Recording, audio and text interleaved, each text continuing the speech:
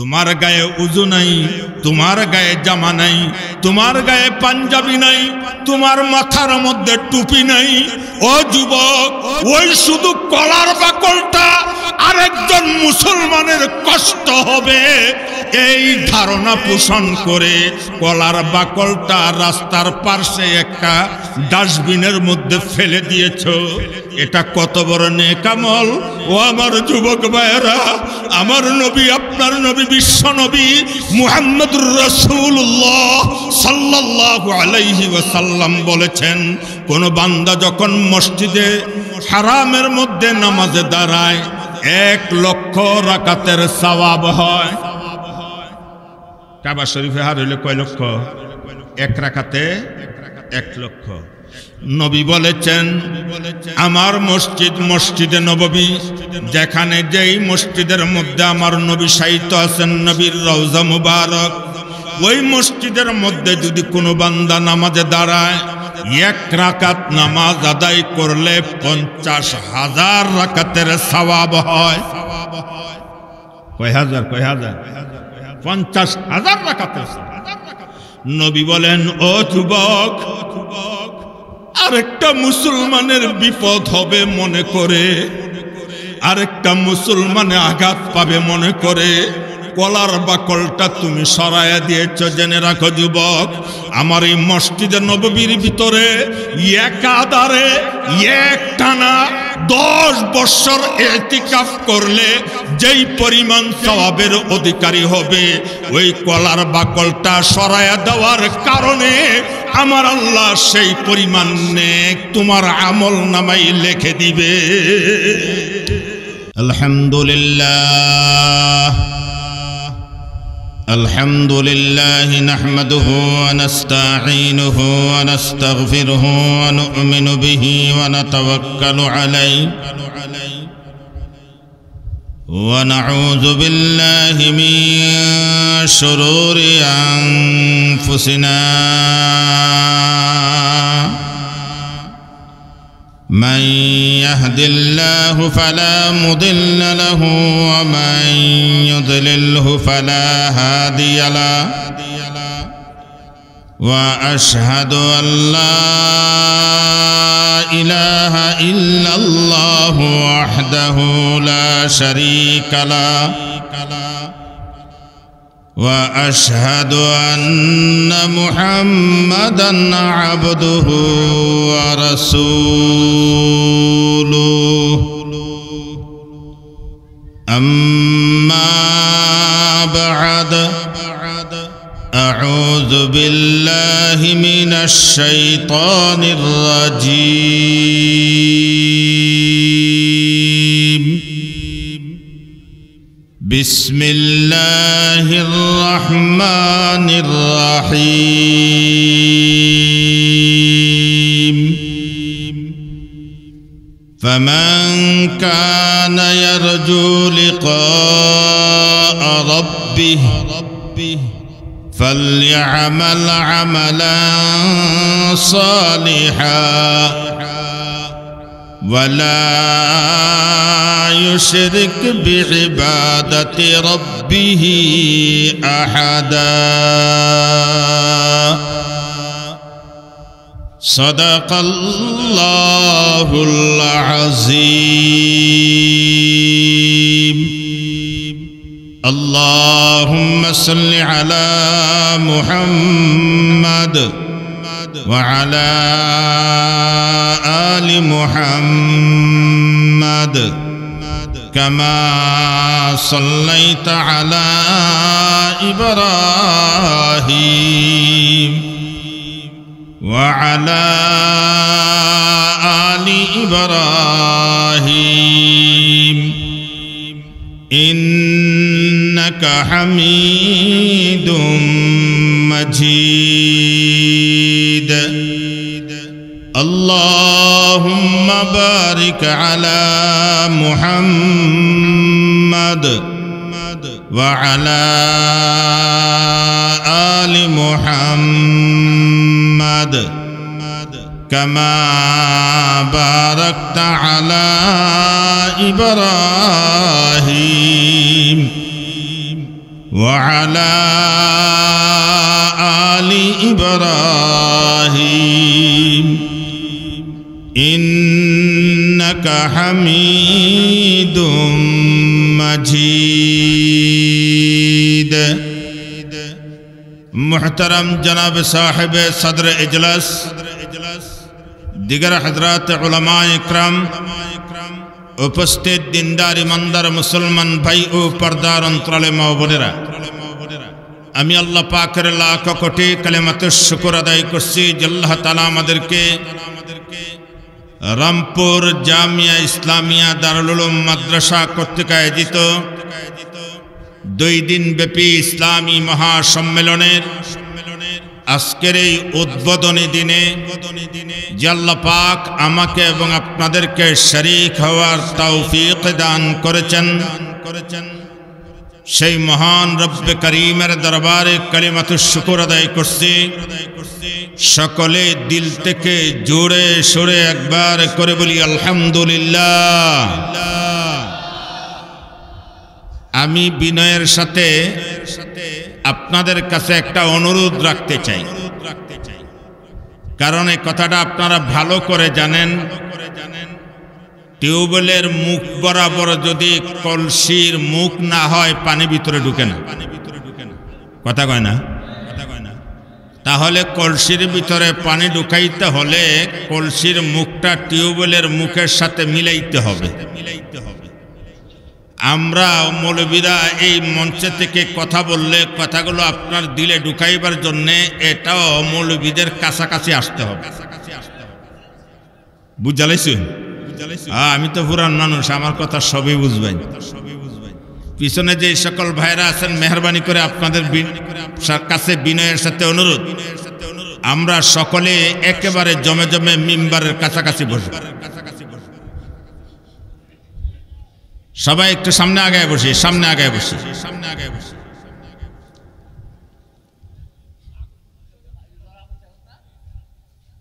মুহতারাম হাজিরিন, আমি আজকে আপনাদের সামনে মহাগ্রন্থ আল কোরআন থেকে 16 পারা হতে 15 পারা হতে সূরা কাহাফের একটি আয়াতের অংশ বিশেষ তিলাওয়াত করেছি। সেই আয়াতের অংশকে সামনে রেখে আপনাদের সামনে কিছু আলোচনা করার চেষ্টা করব, আল্লাহ যদি তৌফিক দান করে। আলোচনা শুরু করার আগে প্রাথমিক কয়েকটা কথা বলতে চাই। আমরা হলাম সৃষ্টি, আল্লাহ হলেন স্রষ্টা। আমরা হলাম সৃষ্টি, আল্লাহ হলেন স্রষ্টা। আমাদেরকে আল্লাহ সৃষ্টি করে পৃথিবীতে পাঠাইছেন। শুধু আমাদেরকে সৃষ্টি করে পৃথিবীতে পাঠান নাই, আমার আল্লাহর সৃষ্টির পরিমাণ কত?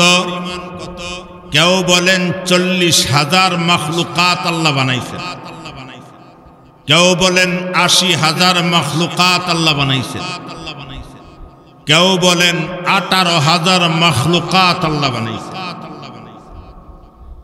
40 বলেন, 80 বলেন, আর 18,000 মখলুকাত বলেন।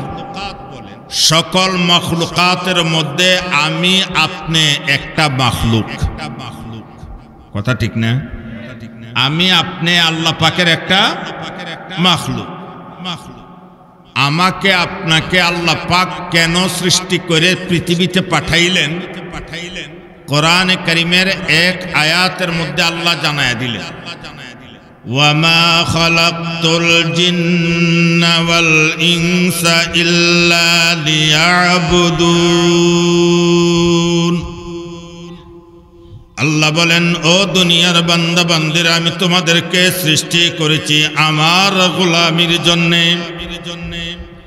মহান আল্লাহ বলেন, ও দুনিয়ার বান্দা বান্দিরা, আমি তোমাদেরকে সৃষ্টি করে পৃথিবীতে পাঠাইলাম এজন্যই যেন তোমরা আমার গোলামি করো, আমার ইবাদত করো। কার ইবাদত করব? আর জোরে কান। আর কোন মাকসাদে আল্লাহ আমাকে আপনাকে সৃষ্টি করে পৃথিবীতে পাঠান নাই। সমস্ত মখলুকাতকে আমার আপনার গোলাম বানায়া দিয়েছে। সমস্ত সৃষ্টিকে আমার আপনার অনুসরণ করার জন্য নির্দেশ দিয়েছে। আমি যা বলবো সেটাই তারা করবে।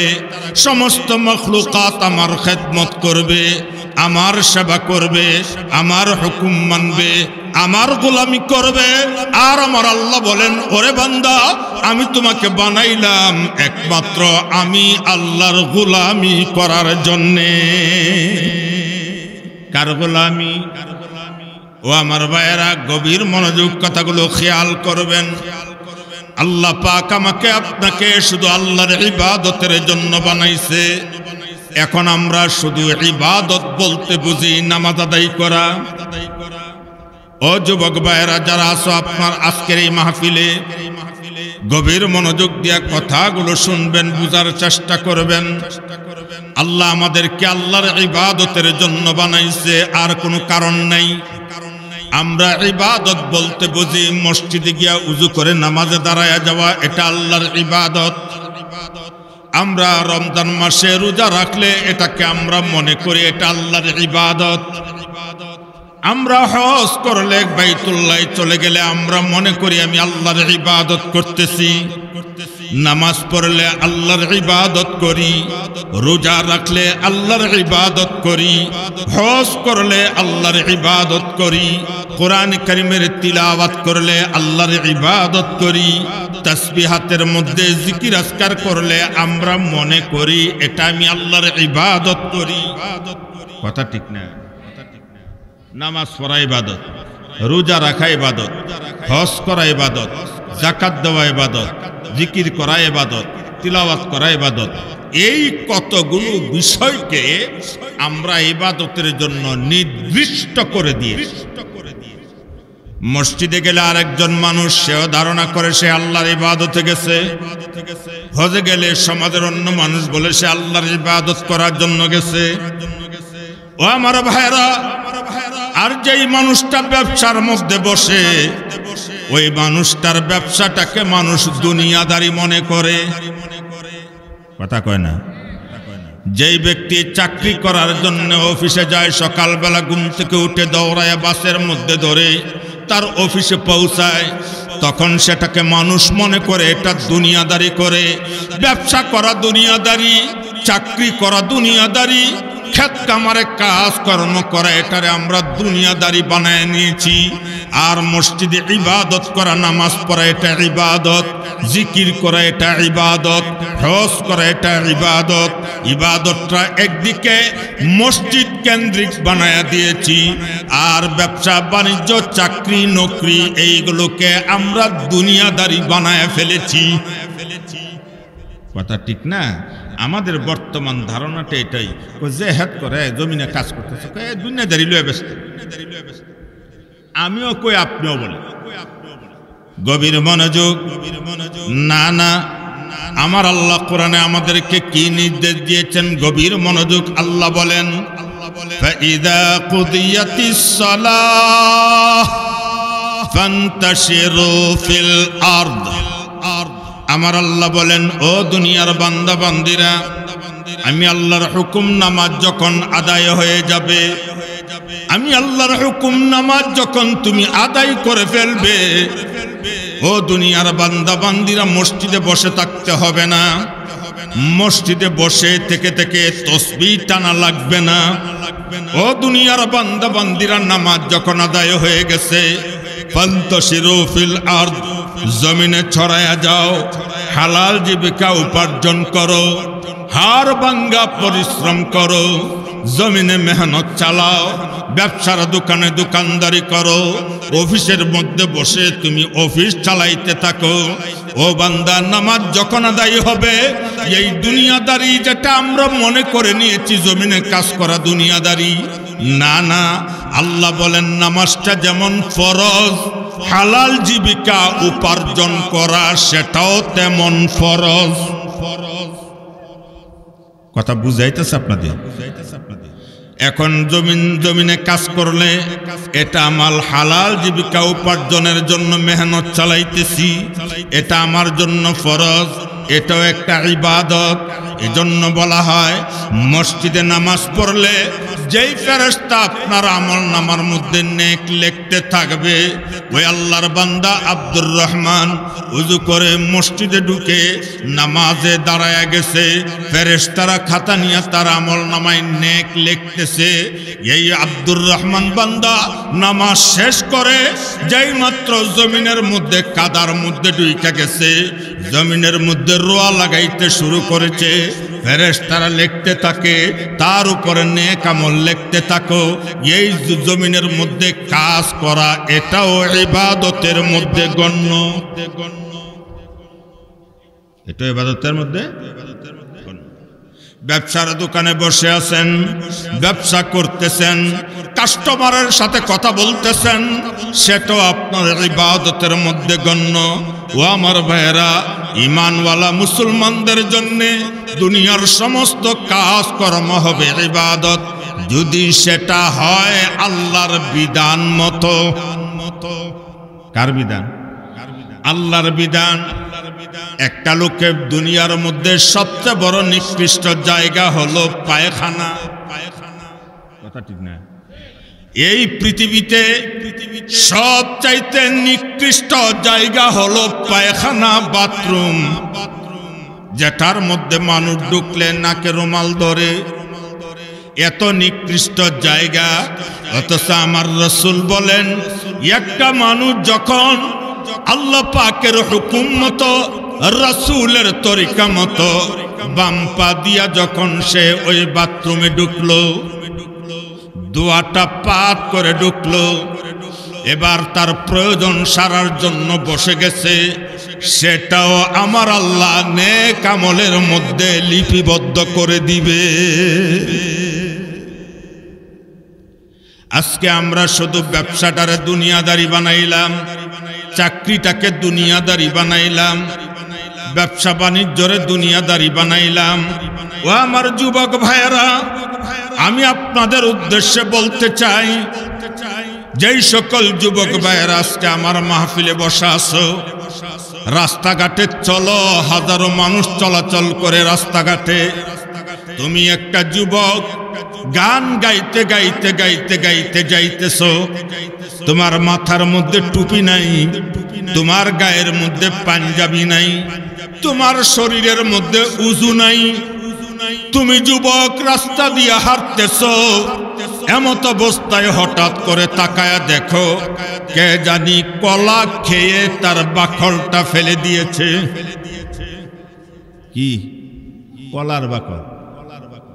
এই যুবক, তুমি তাকায়া দেখলা, হঠাৎ করে থমকে দাঁড়াইলা, মাথার মধ্যে চিন্তা ঢুকে গেছে, এই কলার বাকলটা রাস্তার মধ্যে কে বা কারা ফেলে দিয়েছে।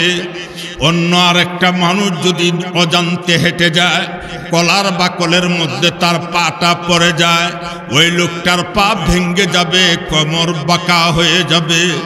এই লোকটাকে দুর্ঘটনার থেকে বাঁচাবার জন্যে তোমার গায়ে উযু নাই, তোমার গায়ে জামা নাই, তোমার গায়ে পাঞ্জাবি নাই, তোমার মাথার মধ্যে টুপি নাই। ও যুবক, ওই শুধু কলার বাকলটা আরেকজন মুসলমানের কষ্ট হবে, এই ধারণা পোষণ করে কলার বাকলটা রাস্তার পাশে একটা ডাস্টবিনের মধ্যে ফেলে দিয়েছো। এটা কত বড় নেক আমল।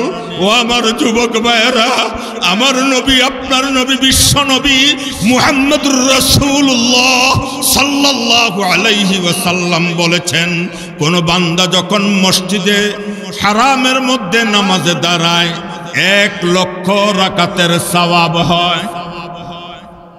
কাবা শরীফে হার হইলে কয় লক্ষ? 1 রাকাতে 1,00,000।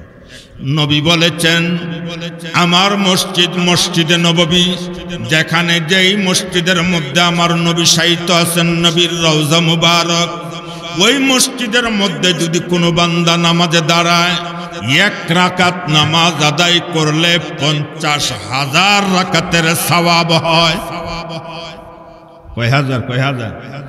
50,000 রাকাতের সওয়াব।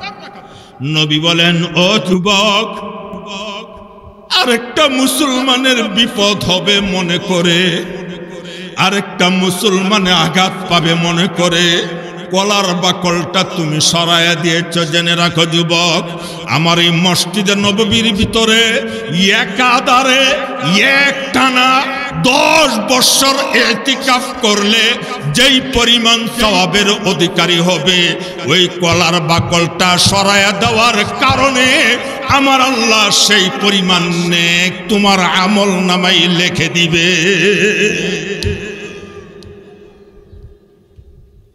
সেই পরিমাণ নেক আমল কাকে বলে সেটা আমরা বুঝি না। রাস্তায় দাঁড়ায় আছি, একজন পতি হঠাৎ করে জিজ্ঞেস করছে, আমি সালুর দিয়া যাব, কেমনে যাব, কোন রাস্তায় যাব?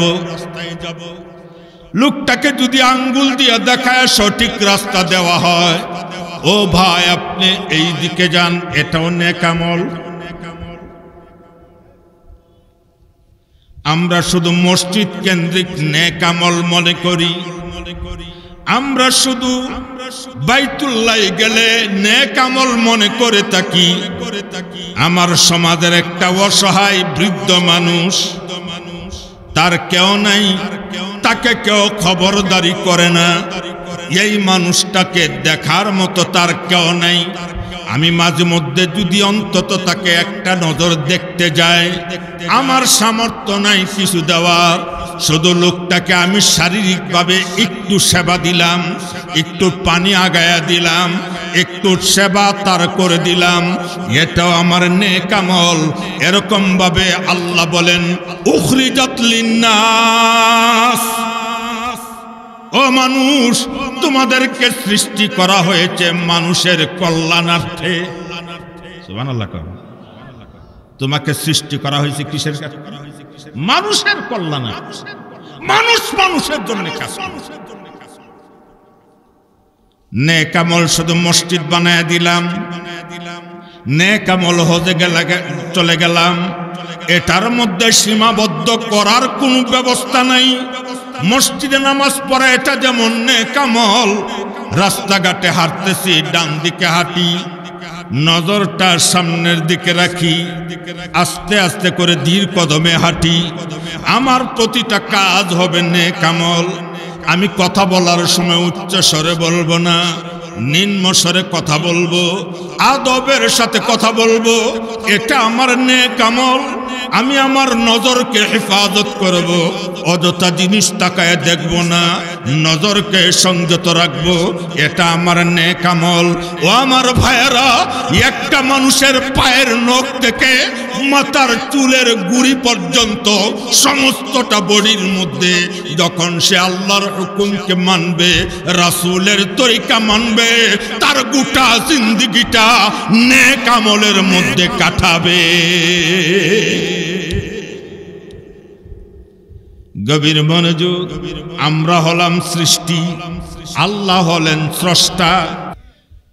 আমরা হলাম সৃষ্টি, আল্লাহ হলেন স্রষ্টা। আমাদেরকে দিলেন এক রকমের দায়িত্ব, আল্লাহর কাছে আরেকটা দায়িত্ব আছে। আমার দায়িত্ব আল্লাহর দায়িত্ব একরকম না, ব্যবধান। ভালো করে বুঝেন, ভালো করে বুঝেন। রাস্তা দিয়ে হাঁটি, বয়স হয়ে দিতেছে তো, আপনারা এলাকার তো বহু আগের থেকে আসি, রাস্তা দিয়ে হাঁটলে আসসালামু আলাইকুম, বেসাব কেমন আছেন? হুজুর ভালোই আছি, দোয়া করেন, একটু পেরেশানিতে বলে কি বলেন, সালাম দিয়া বিনিময় করার পর জিগাইলে কেমন আছেন? হুজুর আছি ভালো, একটু দোয়া করি। কত মানুষ এই রাস্তার মাঝে আমাদের সাথে দোয়ার জন্য আসে, হুজুর দোয়া করেন, একটু পেরেশানি আছে। বোঝা গেল দুনিয়ার এমন কোন মানুষ নাই যেই মানুষের জীবনে পেরেশানি নেই। কথা কয় না, কথা কয় না। শত শত কোটি টাকার মালিক সেও পেরেশানি, দিন মজুর সেও পেরেশানি, দুনিয়ার কোন মানুষ পেরেশানি মুক্ত না।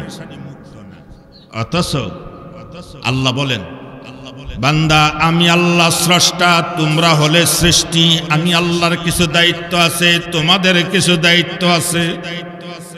আমার দায়িত্ব একরকম, তোমাদের দায়িত্ব ভিন্ন রকম। একটা ঘটনা মনে হয়েছে কোয়ালে, যুগে যুগে আল্লাহ বহু আল্লাহর ওলি পৃথিবীতে পাঠাইছেন, অনেক ওলি দুনিয়াতে অতিবাহিত হয়েছে। কত ওলির জিন্দিগি আমরা শুনি। একজন ওলি, তার নাম হলো আব্দুল ওয়াহেদ রহমতুল্লাহি আলাইহি। আল্লাহর সাথে তার গভীর সম্পর্ক। একদিন সে তার মাওলাকে ডেকে বলে, আল্লাহ, তুমি বলেছ আমরা যখন মৃত্যু হয়ে যাবে, কারো জন্য জান্নাত হবে, কারো জন্য জাহান্নাম হবে। আল্লাহ, আমাকে যদি জান্নাতে দাও, তোমার হাবিব আমাদেরকে জানাইছে জান্নাতে আমাদের একজন করে সাথী হবে। এই সাথীটা দুনিয়াতে কে? আমি তারে দুনিয়ার জীবনে একটা নজর দেখে যেতে চাই। জান্নাতে তো আমরা একটা সাথী দিবা, আমার লগের একজন দিবা, জিলারের দিবা, হিলা কেডা, তারে আমি দুনিয়াতে এক নজর দেখতাম।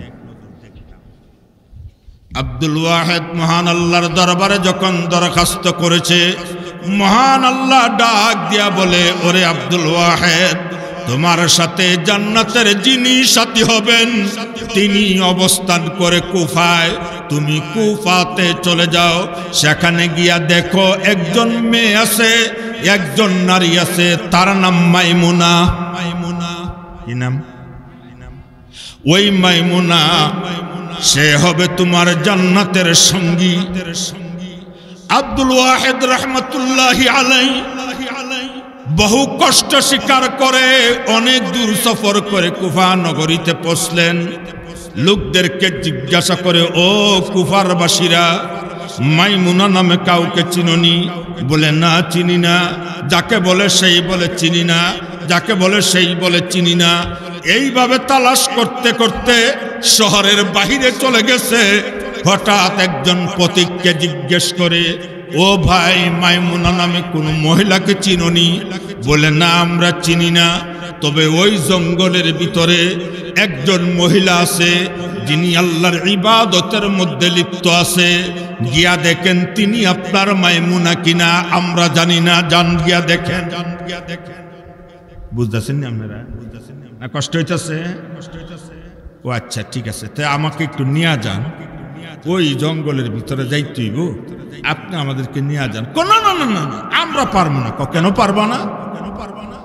এই জঙ্গলের ভিতরে হিংস্র প্রাণী বাস করে। কি প্রাণী? হিংস্র প্রাণী।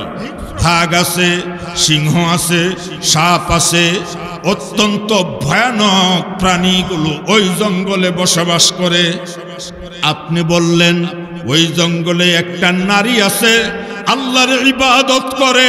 আবার আপনি বলেন ওই জঙ্গলের ভিতরে হিংস্র প্রাণী আছে। তাহলে আপনি আমার কথার জবাব দেন, ওই মহিলাটা সেই জায়গায় থাকে কেমনে? যেখানে ভাগ, সেই মহিলাটা আবার ইবাদত করে, এটা আবার কেমন করে? কথা জানি না। এই মহিলাটা সেখানে ইবাদত করে এটা জানি, কিন্তু কেমনে করে সেটা জানি না। আব্দুল ওয়াহেদ এবার বুঝতে পেরেছেন নিশ্চয় তিনি আল্লাহ ওয়ালি মহিলা। জুড়ে কন্যা সুবহানাল্লাহ। হযরত আব্দুল ওয়াহেদ রাহমাতুল্লাহি আলাইহি এবার ওই মহিলার সামনে, মাইমুনার সামনে গিয়া দাঁড়াইলেন। সালাম বিনিময় হলো। মাইমুনা ইবাদতের মধ্যে, পর্দার ভিতরে, ইবাদতের মধ্যে। এবার সামনে গিয়া যখন দাঁড়াইলেন, মাইমুনাকে ডাক দিয়া বলেন, ওগো আল্লাহর বান্দি, আপনি এখানে বকরি চড়াইতেছেন, আর চতুর্দিকে বকরিগুলো ঘাস খায়, মাঝখানে আপনি এখানে দাঁড়ায় নামাজ পড়েন, আল্লাহর ইবাদত করেন, আর ওই বন জঙ্গলের হিংস্র প্রাণীগুলো আপনার বকরির পাহারা দেয়। এটা কি করে সম্ভব? যেই জঙ্গলের ভিতরে কুফা নগরীর কেউ প্রবেশ করে না ভয়ে, সেই জঙ্গলের ভিতরে আপনি কেমন করে থাকেন? আর সেই জঙ্গলের ভিতরে আপনি ইবাদতের মধ্যে নির্বিঘ্নে নিশ্চিন্তে আল্লাহর ইবাদতের মধ্যে আপনি পড়ে আছেন, আর আপনার বকরিগুলোকে হিংস্র প্রাণী পাহারা দেয়, বাঘগুলো পাহারা দিতেছে। কারণটা কি, কেমনে সম্ভব? মহিলাটা ডাক দিয়া বলে, ও আব্দুল ওয়াহেদ, লম্বা চূড়া বয়ান করতে পারবো না, শুধু এতটুকু জেনে রাখো, আমরা হলাম সৃষ্টি, আল্লাহ হলেন স্রষ্টা। আমরা হলাম, আল্লাহ হলেন, আমরা হলাম সৃষ্টি। সৃষ্টির এক রকমের দায়িত্ব আল্লাহ দিয়েছে, ও বান্দা বান্দিরা, তোরা আমি আল্লাহর গোলামি করবে, আল্লাহর ইবাদত করবে। এই দায়িত্ব কে আমাদেরকে দিয়েছে? এই দায়িত্ব দিয়েছেন আমার আল্লাহ। আর আল্লাহর দায়িত্ব হলো ওই বান্দা বান্দির সমস্ত পেরেশানি দূর করে তার সমস্ত প্রয়োজন পুরা করে দেওয়া। এটা হলো আমার আল্লাহর দায়িত্ব।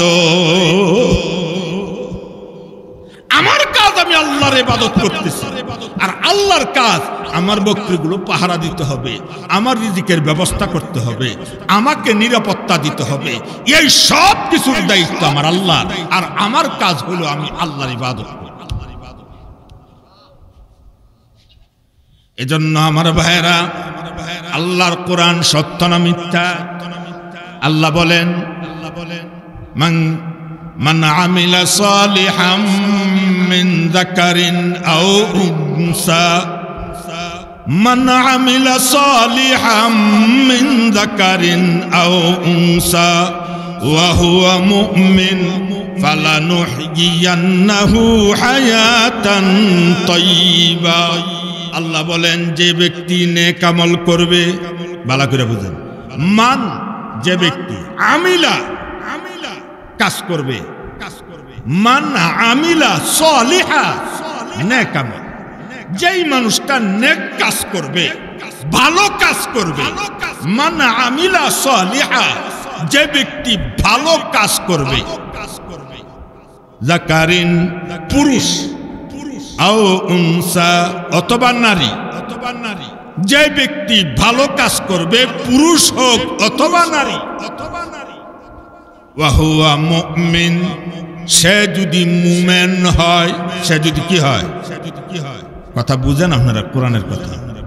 এক নম্বর কথা বলছে যে ব্যক্তি নেক আমল করবে, দুই নম্বর কথা বলছে সে নারী হোক অথবা পুরুষ হোক, তিন নম্বর কথা বলছে সে যদি মুমিন হয়।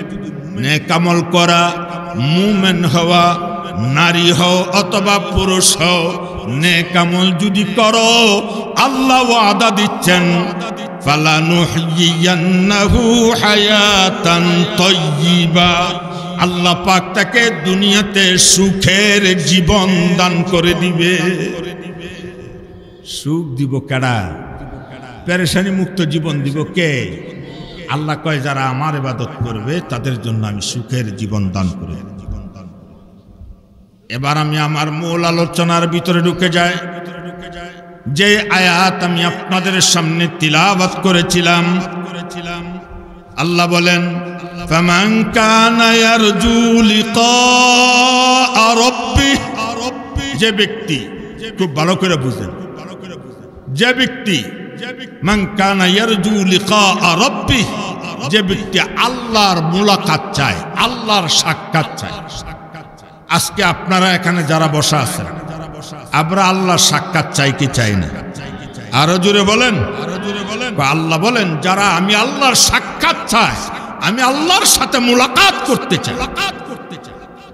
ফামান কানা ইয়ারজু লিকা রাব্বিহ, যে ব্যক্তি আমি রবের মুলাকাত চাই, আমি রবের সাথে সাক্ষাৎ করতে চাই, ফালইআমাল আমালান সালিহা, আল্লাহ বলেন সে যেন নেক আমল করে। যারা আল্লাহর সাথে সাক্ষাৎ করতে চায় তারা যেন নেক আমল করে। কি আমল করে? নেক আমল। মেরে মুহতারাম হাজিরিন, নেক আমলের সাথে আমাদের হায়াতে জিন্দেগি কাটাইতে হবে, ভালোভাবে নিজেদের জীবনটাকে গড়ে নিতে হবে।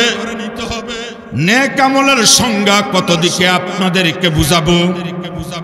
আজকে সুসন্তান দুনিয়াতে রেখে যেতে পারে নাই, যারা কুসন্তান রেখে গেছে সেই কুসন্তানগুলো আজকে বাবা মাকে বৃদ্ধাশ্রমে দিয়ে দেয়, নেক সন্তান বানাইতে পারে না।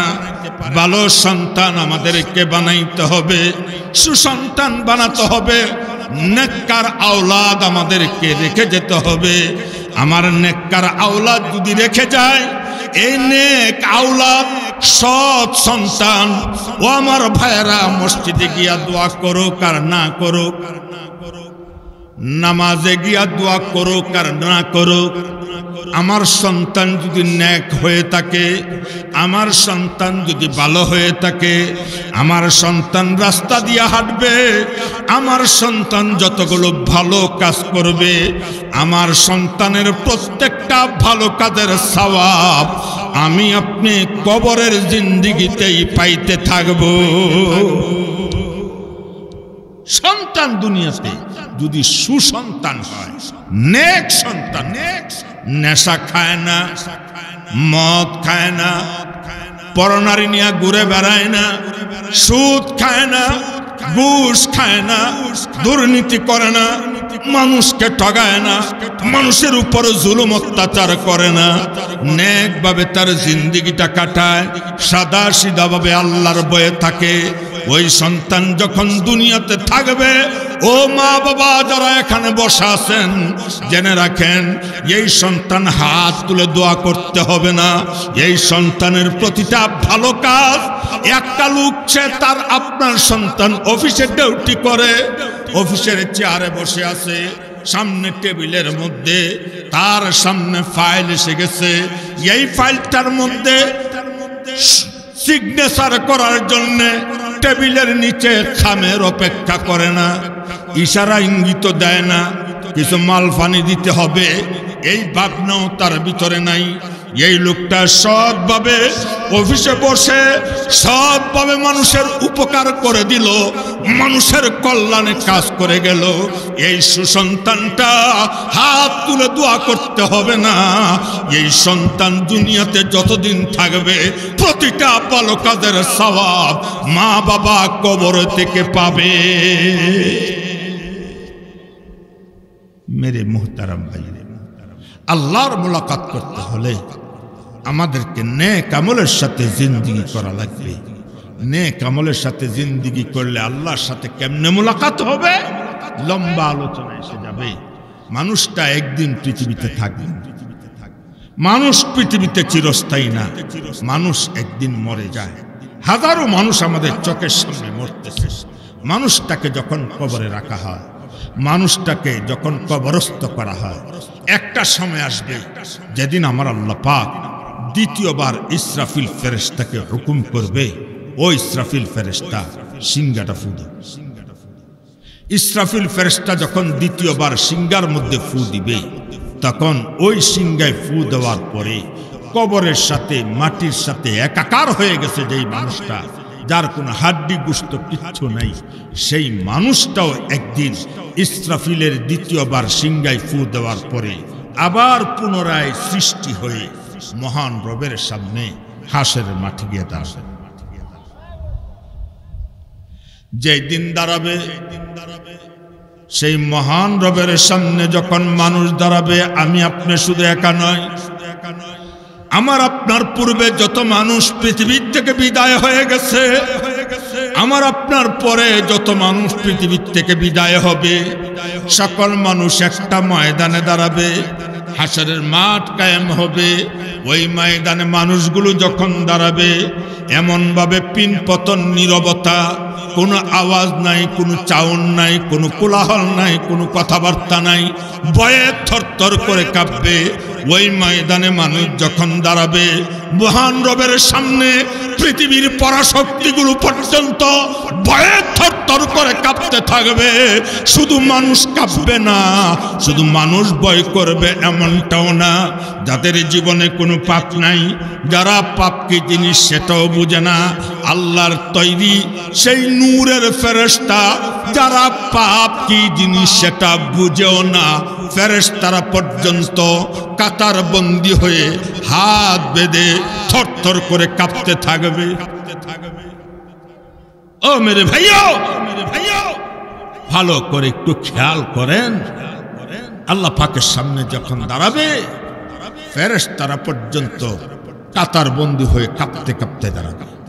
এইগুলি আমার বানানো কথা না, আল্লাহ কোরআনে 30 পারায় সূরা নাবার মধ্যে আল্লাহ ইয়াউমা ইয়াকুমুর রূহু ওয়াল মালাইকাতু সাফফা লা ইয়াতাকাল্লামুনা ইল্লা মান আযিনা লাহুর রহমানু ওয়া ক্বালা সাওয়াবা। আল্লাহ বলেন ফেরেশতারা পর্যন্ত কাতার বন্দী হয়ে দাঁড়াবে, মানুষগুলো দাঁড়াবে মহান রবের সামনে থরথর করে কাঁপতে থাকবে। সেই দিন মানুষগুলোকে আমার আল্লাহ একদল মানুষকে ডাক দিবে, ও বান্দারা এবার তোমরা এই হাউজের মধ্যে গোসল করো। একদল মানুষকে বলবে, ও বান্দা এই হাউজের মধ্যে গোসল করবে। গোসল করার সাথে সাথে কি হবে, ওই মানুষটা আদম নবী আলাইহিস সালাতু ওয়াস সালামের মতো লম্বা বডি হয়ে যাবে। আদম নবী কত? 60 হাত লম্বা। আমাদের বাবা আদম 60 হাত লম্বা, ওই মানুষটার বডি হবে। একদল মানুষ ওই হাউজে গোসল করার সাথে সাথে আদম নবীর মতো তার বডি হবে, দাউদ নবীর মতো তার কণ্ঠ হবে। দুনিয়াতে কণ্ঠ নাই, গান গাইলে কথা কইলে মানুষ ভালো পায় না, গড়গড় করে, গলার আওয়াজ ভালো না। ওই দিন প্রতিটা জান্নাতি মানুষের কণ্ঠ হবে দাউদ নবীর মতো কণ্ঠ, আদম নবীর মতো বডি, দাউদ নবীর মতো কণ্ঠ, ইউসুফ আলাইহিস সালাতু ওয়াস সালামের মতো সুন্দর। কার মতো? কত সুন্দর কইতাম নি? কষ্ট হইতাছে? কষ্ট হইতাছে? এই ফলাফান একটু পানি দে বা চা দে। হযরত ইউসুফ নবী, আমাদের নবী মুহাম্মদুর রাসূলুল্লাহ সাল্লাল্লাহু আলাইহি ওয়াসাল্লাম যখন মিরাজে গিয়েছিলেন, তো ইউসুফ নবীর সাথে আমাদের নবীর সাক্ষাৎ হয়েছে। সুবহানাল্লাহ। গিয়া দেখে ইউসুফ নবী এত সুন্দর, নবীজি দুনিয়াতে মেরাজ থেকে ফিরে এসে দুনিয়াতে সাহাবা ইকরামদেরকে ডাক দেয়া কয়, ইউসুফ নবীর আমি দেখছি, জানোনি কত সুন্দর? আল্লাহ এবং আল্লাহ রসুল বালা জানে। নবী কয়, শুনো, আল্লাহ সুন্দর নামক বস্তুটারে 2টা ভাগ করছে। পৃথিবীতে যত সুন্দর হতে পারে সুন্দর নামক বস্তুটারে কয়টা ভাগ করছে? 2টা ভাগ করছে। 2টা ভাগ কইরা অর্ধেকটা ভাগ দিছে একা ইউসুফ নবীরে, আর বাকি অর্ধেকটা ভাগ দিয়া 18,000 মাখলুকাত আল্লাহ সাজাইছে। গোটা দুনিয়ায় অর্ধেকটা সুন্দর, আর একা ইউসুফ নবীর অর্ধেকটা সুন্দর। এত সুন্দর বানাইছে ইউসুফ নবীকে, যার প্রেমে জুলাইখা আঙ্গুল কেটে লাইছে। জুলাইখার বান্ধবীরা কি কাটছে? আঙ্গুল কাটছে। বলে কেরে কাটছে? ইউসুফ যে সুন্দর, জুলাইখা প্রেমে পড়ছে। ইউসুফ হলো ঘরের চাকর, কারণ বাজার থেকে কিনা নিছে। বাদশাহ মিশরের সম্রাট ইউসুফকে কিনা নিয়া বাড়িতে গিয়া কয়, জুলাইখা তোমার লাগে একটা গোলাম আনছি, তুমি তারা কাজ টাজ করায়। ঘরের মধ্যে দিছে। ইউসুফকে দেখা জুলাইখা পাগল হয়ে গেছে। জুলাইখা পাগল হয়েছে। জুলাইখা হইল বাদশাহ স্ত্রী। এই খবর ছড়ায় গেছে সারা মিশরের মধ্যে। মিশরের নারীরা কয়, ডাক দিয়া কয়, জুলাইখা তুমি নারী জাতের কলঙ্ক, তুমি নারী জাতির কলঙ্ক, তোমার উপরে ধিক্কার। তোমার রুচি কেমনে বাঁধলো? তোমার ঘরের চাকরের উপরে তুমি আসক্ত হয়ে গেছো, তোমার ঘরের গোলামের উপরে তুমি আসক্ত হয়ে গেছো, তুমি কেমন নারী, তুমি নারী জাতের কলঙ্ক। এই কথাটা বলতে শুরু করছে কারা? ওই মিশরের নারীরা। কখন? যখন জুলাইখা ইউসুফের প্রেমে খাবুড়ু খায়। কষ্ট হইতেছে, কষ্ট হইতেছে ভাই, একটু কথাটা খেয়াল করেন। এক কথার ভিতরে আরেকটা কথা ঢুকছে। জুলাইখা এই কথাগুলো, মিশরের কথাগুলো, নারীদের কথা শুনতেছে, জবাব তো দিতে হবে। জবাব দেওয়ার জন্য জুলাইখা বললেন, ঠিক আছে, মিশরের সব নারীদেরকে দাওয়াত করো আমার রাজপ্রাসাদে আসার জন্য।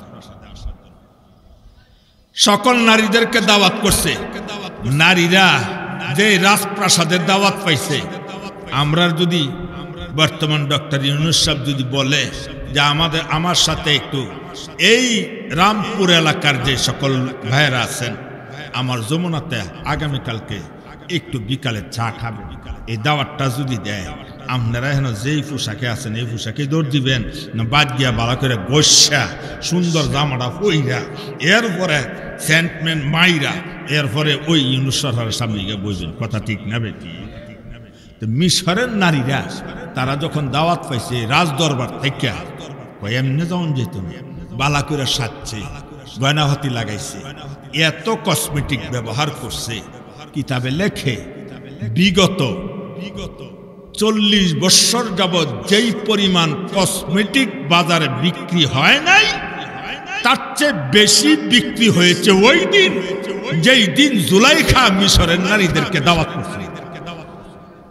মানে বুঝাইতেছে মিশরের নারীরা এমন ভাবে সাজসজ্জা নিয়েছে, রাজদরবারে যাবে, রাজদরবারে গেছে পরে বসাইছে, বসায় সামনে একটা করে ফল দিছে প্লেটের মধ্যে, সাথে একটা করে চাকু দিছে। জুলাইখা বললেন, এই মিশরের নারীরা কাটবে না, ফল খাবে না আমি যতক্ষণ তোমাদেরকে অর্ডার না করব।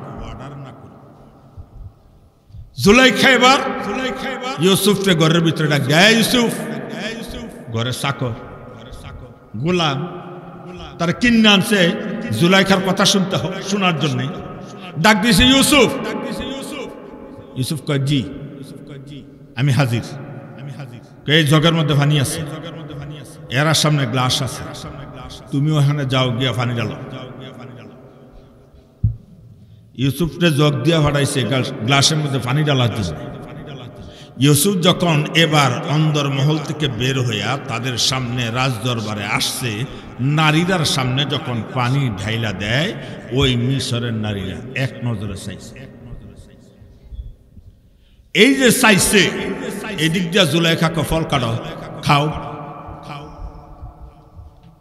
কথা বুঝতেছেন আপনারা? ফল কাটো। এখন ফল কাটতে গিয়ে কি কাটছে? আল্লাহর কোরআনে আল্লাহ বলেন, ফাকাত্তানা আইদিয়াহুম, তারা ফল কাটতে গিয়া আঙ্গুল কেটে কেটে জমিনে পড়ে গেছে, তাদের খবরে গেছে। কথা বুঝাইতে পারছি আপনাদের? আঙ্গুল যে কাইটা ফইরা গেছে খবর নাই, চাইছে। এই চাওয়ার ভিতর দিয়া ইউসুফ নবী পানি দিয়া যখন আবার পর্দার আড়ালে চলে গেছে, পর্দার আড়ালে যাওয়ার পরে তখন তাদের চেতনা ফিরে আসছে। এবার তারা বলে, হাশা লিল্লাহি মা হাযা বাশারা ইন হাযা ইল্লা মালাকুন কারীম। আল্লাহর কসম, এটা মানুষ না। জোরে কন্যা সুবহানাল্লাহ।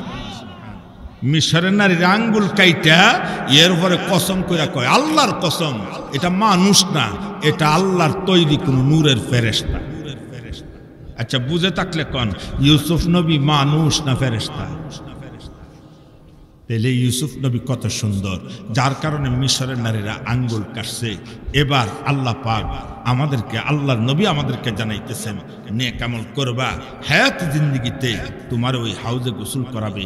গোসল করানোর পরে তোমার শরীরটা আদম নবীর মতো বড়ি হবে, দাউদ পয়গম্বরের মতো কণ্ঠ হবে, ইউসুফ নবীর মতো তোমারে সুন্দর বানায়া দিবে।